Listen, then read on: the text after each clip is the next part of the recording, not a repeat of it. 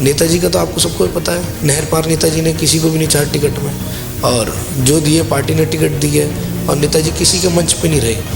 बहुत से लोग बात कह रहे हैं कि फ़ोटो लगाई नेताजी की, तो मैं उनसे पूछना चाहता हूँ, ये पार्टी का प्रोटोकॉल है। हमसे कहा गया था कि कोई बात नहीं, नेताजी आए ना आए, बट ये प्रोटोकॉल आपको फॉलो करना है। जब वो गोपाल राय जी के बुलाने के कहने पे नहीं आए, पार्टी के फ़ोन करने पे नहीं आए, तो मैं ये कहता हूँ कि पार्टी का हक उन्होंने खो दिया है। और जो चीज़ मैंने इस बार फ़ोटो हटा के वो ये साबित करा है कि आप जब पार्टी के सच्चे सिपाही नहीं हो तो पार्टी में भी नहीं रहना चाहिए। आज ठीक है, आप कहीं इंटरव्यू दे रहे हो कि मेरे चारों पार्षद बने, मेरे चारों पार्षद बने, कम से कम आप एक सच्चे दिल से तो बताओ कि चारों पार्षद में से आपने किसको चाहा, किसको नहीं चाहा। तो आप उनका भी नहीं कहना, मैं तो कह रहा हूँ पब्लिक पूछ लो, पब्लिक से पूछिए आपने कि नेताजी ने किसको चाहा, किसको नहीं।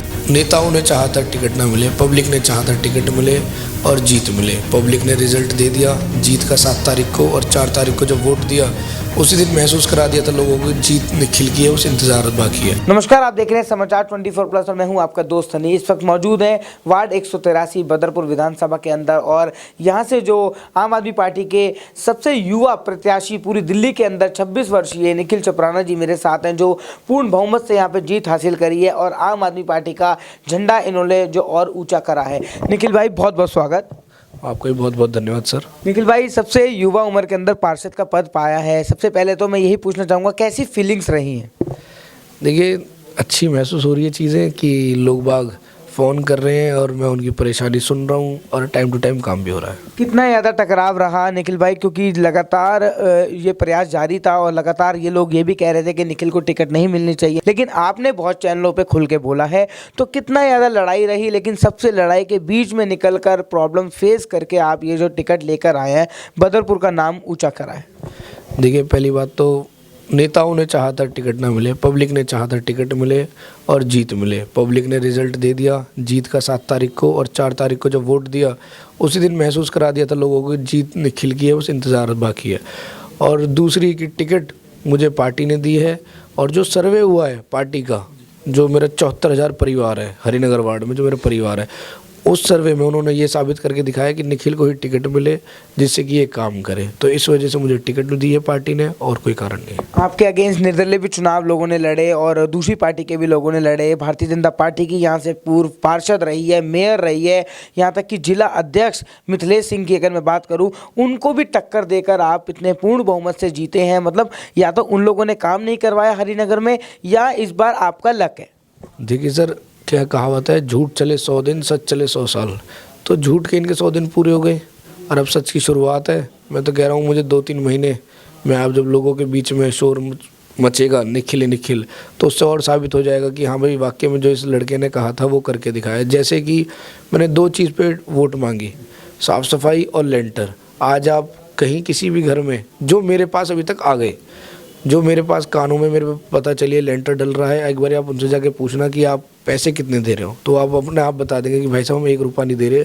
निखिल ने जो कहा वो करके दिखाया। लोग कह रहे हैं कि शपथ लेने से पहले ही पार्षदों ने काम शुरू कर दिया है। मतलब अभी आपने शपथ भी नहीं ली है, लेकिन आपने काम शुरू कर दिया है। पहले इस क्षेत्र के अंदर 2 चेहरे थे जिन पे ओजोन के नाम की लड़ाई चलती थी, और लोग पैसा देते थे, लेंटर डलवाने में पैसा देते थे, लेकिन अब वो नहीं हो रहा है। तो ऐसा क्या आपने स्ट्रिक्टनेस बढ़ाई है? देखिए, सख्ताई कुछ भी नहीं है। जो पार्षद और विधायक जो बेजायज़ पैसा खाते थे वो हमने ख़त्म कर दिया। जो पार्षद जो आज मेरे हक़ में है चीज़ें, उस चीज़ का मैंने स्पष्ट बोला है कि कोई भी अधिकारी, कोई भी कर्मचारी, कोई भी नोटिस नहीं लगाएगा जब तक मैं ना बोलूँ। हाँ, अवैध चीज़ें बनेंगी तो उस पर एक्शन लिया जाएगा। और जहाँ बात आती है लेंटरों की, गरीब आदमियों की, वहाँ से कोई भी 1 पैसे की उगाही नहीं होगी। अगर उगाही हो जाए तो जनाब जो आप कहोगे हम वो करने के लिए। अच्छा, मैं नाम लेके बोलना चाहता हूँ क्योंकि ये न्यूज़ वायरल हुई है बहुत ज़्यादा। आपने खुल के बोला है कि जो पूर्व विधायक यहाँ के रहे राम सिंह नेताजी और आम आदमी पार्टी के बड़े कार्यकर्ता भी हैं, अब उन्होंने आम आदमी पार्टी जब ज्वाइन करी थी तो आपने बोला है किसी चैनल पे कि उनको उनका हराने में आपको रोल था, जबकि आप हमेशा आम आदमी पार्टी में आप रहे हैं, वो आम आदमी पार्टी में अभी भी कायम है। तो ऐसा क्यों? देखिए, ये चीज़ें मैं नहीं बोल रहा, ये चीज़ें पब्लिक बोल रही है। जब यहाँ पे गोपाल राय जी आए थे, पार्टी ने उन्हें फ़ोन करके मैसेज दिया, कॉल करी कि आप आइए, तो वो नहीं आए।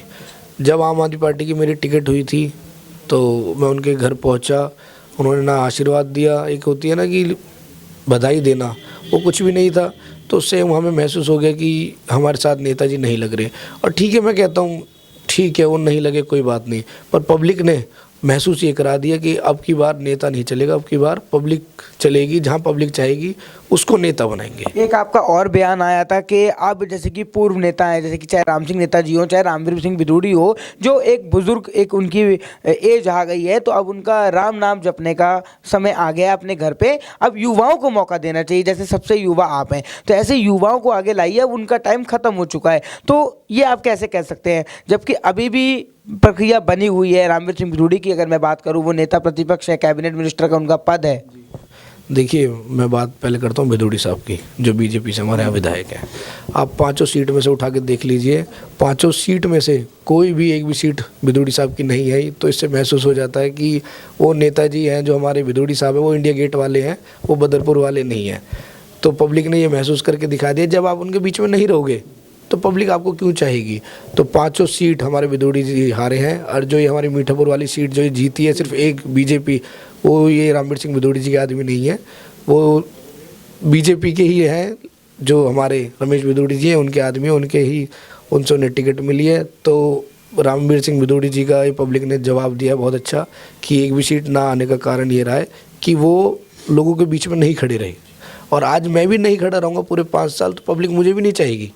तो आज मैं घर घर जाता हूँ, लोगों की समस्या सुन रहा हूँ, बातें चीज़ें पूरी कर रहा हूँ। और नेताजी का तो आपको सबको ही पता है, नहर पार नेताजी ने किसी को भी नहीं चाहा टिकट में, और जो दिए पार्टी ने टिकट दी है, और नेताजी किसी के मंच पे नहीं रहे। बहुत से लोग बाग कह रहे हैं कि फ़ोटो लगाई नेताजी की, तो मैं उनसे ही पूछना चाहता हूँ, ये पार्टी का प्रोटोकॉल है। हमसे कहा गया था कि कोई बात नहीं, नेताजी आए ना आए, बट ये प्रोटोकॉल आपको फॉलो करना है। वो फोटो का भी मैं आपसे मुद्दा आऊँगा, आपने फोटो लगाई नेताजी की, ये बात बिल्कुल सही है, प्रोटोकॉल, लेकिन अब आपके होर्डिंग्स पर उनकी फोटो नहीं है। मतलब लोग ये कह रहे हैं कि निखिल चपराना जब से जीता है, तो पहले नेताजी की उसने इज्जत करी, बड़े थे, बुजुर्ग थे, और आपके पापा के भी काफ़ी अच्छे संबंध रहे हैं, लेकिन जीतने के बाद निखिल चपराना में घमंड आ गया, ऐसा लोग कह रहे हैं। उन्हीं के लोग कह रहे हैं कि अब उनकी फ़ोटो हट गई। अगर मैं होर्डिंग्स आपके चेक करूँ तो आप नेताजी की फ़ोटो नहीं है। देखिए, वो मेरे पिता समान है, उनका मैं मान सम्मान आज भी करूँगा, और कहीं भी मिलेंगे मैं मान सम्मान करूँगा। पर बात आती जब मेरी पार्टी की, जो भी व्यक्ति मेरी पार्टी का मान सम्मान नहीं करेगा, मैं उसका भी मान सम्मान नहीं करूँगा। जब वो गोपाल राय जी के बुलाने के कहने पे नहीं आए, पार्टी के फ़ोन करने पे नहीं आए, तो मैं ये कहता हूँ कि पार्टी का हक उन्होंने खो दिया है। और जो चीज़ मैंने इस बार फ़ोटो हटा के वो ये साबित करा है कि आप जब पार्टी के सच्चे सिपाही नहीं हो तो पार्टी में भी नहीं रहना चाहिए। आज ठीक है, आप कहीं इंटरव्यू दे रहे हो कि मेरे चारों पार्षद बने, कम से कम आप एक सच्चे दिल से तो बताओ कि चारों पार्षद में से आपने किसको चाहा, किसको नहीं चाहा। तो आप उनका भी नहीं कहना, मैं तो कह रहा हूँ पब्लिक पूछ लो, पब्लिक से पूछिए आपने कि नेताजी ने किसको चाहा, किसको नहीं। पार्टी की विजय तो हुई है, और थोड़ा बहुत जो खुश होना है वो लोग, कोई दिक्कत नहीं है। और जो आज उन्होंने कैंडिडेट खड़े करे थे निर्दलीय, उनके लिए वो चाह रहे थे कि टिकटें नहीं मिले, और आज वो अपने घर में बैठे हैं। और दूसरी बात, इन्होंने बहुत बड़ा एक बयान दिया था कि आम आदमी पार्टी ने गलत हाथों में टिकटें दी हैं और ये सारी हारेंगे।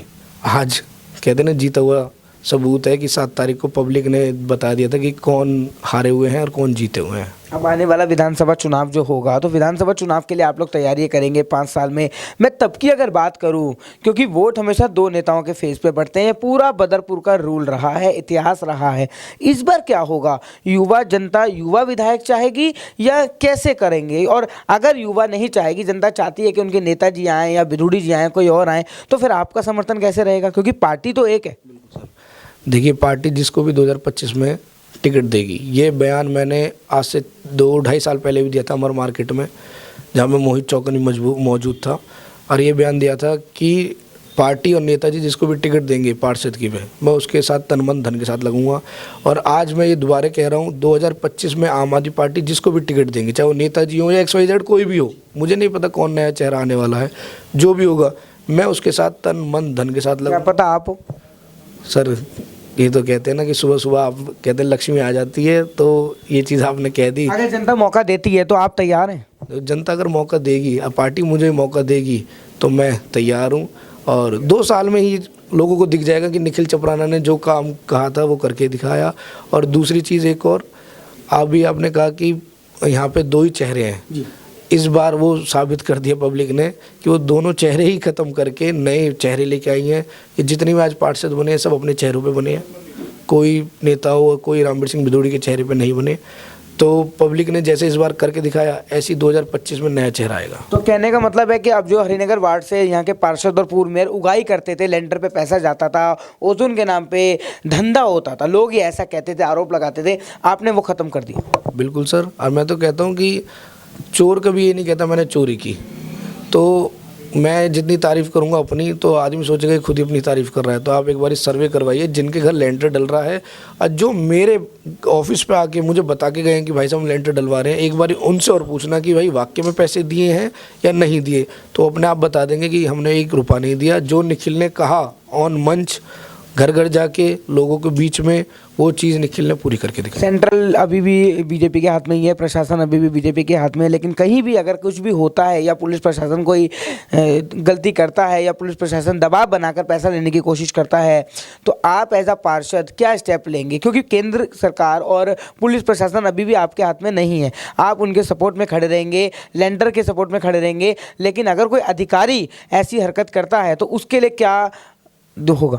देखिए, एमसीडी अधिकारी, एमसीडी कर्मचारी कोई भी पहली बात जाएगा नहीं बिना मेरे बोले।